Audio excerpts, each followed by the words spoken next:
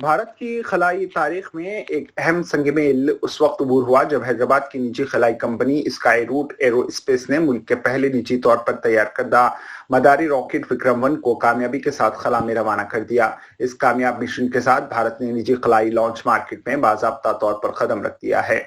आगमन नामी इस तारीखी मिशन को हफ्ता 19 जुलाई को आंध्र प्रदेश के श्रीहरिकोटा में वाक़े इसरो के सतीश धवन खलाई मरकज से दोपहर 12:05 पर कामयाबी के साथ लॉन्च किया गया। बादलों से ढके आसमान के दरमियान जैसे ही विक्रम-1 ने परवाज भरी, ये मंजर भारत की निजी खलाई सनत के लिए एक नए दौर का आगाज साबित हुआ।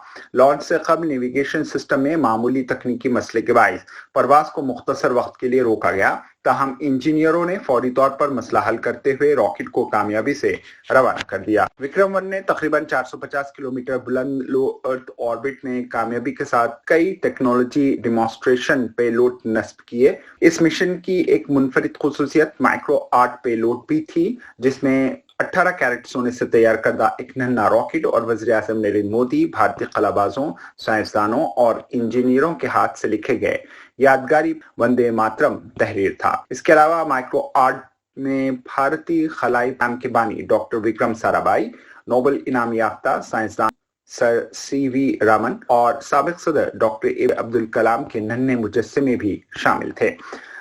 तकरीबन 7 मंजिला इमारत के बराबर बुलंद विक्रम-1 मुकम्मल तौर पर कार्बन कंपोजिट से तैयार किया गया है और यह 350 किलोग्राम तक वजन के सैटेलाइट को लो अर्थ ऑर्बिट में पहुंचाने की सलाहियत रखता है।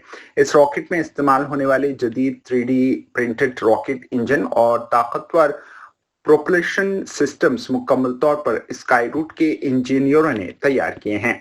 इस तारीखी कामयाबी पर वज़ीर आज़म नरेंद्र मोदी ने स्काई रूट एरोस्पेस के बानियों पवन कुमार चंदना और नागा भारत ढाका से फोन पर गुफ्तगू करते हुए उन्हें मुबारकबाद दी है।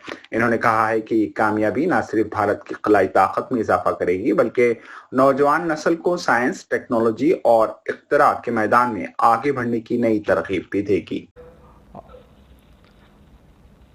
और सर आपका कार्ड जो आप भेजे थे, that has successfully reach space and you have written Vande Mataram, so Vande Mataram is in orbit. देखिए, मेरे लिए बहुत खुशी की बात है जब आपने सुझाव भेजा तो मेरे मन में कई विचार आए थे, लेकिन आखिर मैंने सोचा मैं सिर्फ वंदे मातरम लिखूंगा। उसके 2 कारण थे। इस बार हमारा देश वंदे मातरम के 150 वर्ष मना रहा है, तो मैं चाहता था कि इसको एक नए तरीके से मनाएं और वंदे मातरम ही था जिससे देश के नौजवानों को हमेशा देश के लिए जीने मरने की प्रेरणा दी थी। और आज वंदे मातरम हमें देश के लिए जीने की ताकत देता है और आप लोगों ने जी करके दिखाया है।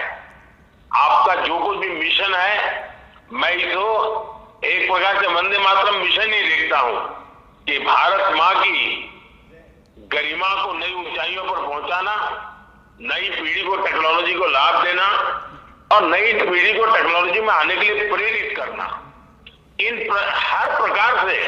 और उसमें से मेरे मन में विचार आया कि लंबा कुछ ना लिखूं, सिर्फ वंदे मातरम मेरे भाव व्यक्त करूं। और मुझे खुशी है कि कल आपने उस बात को मीडिया से भी शेयर किया और आज इस सफलता के साथ वंदे मातरम का भाव भी नई ऊंचाइयों को पार कर रहा है। Thank you sir. मज़ीद खबरों के लिए हमारे चैनल मुंसिफ न्यूज़ 24x7 को देखते रहिए। अगर वीडियो अच्छी लगी तो लाइक करें, शेयर करें और चैनल को सब्सक्राइब करें।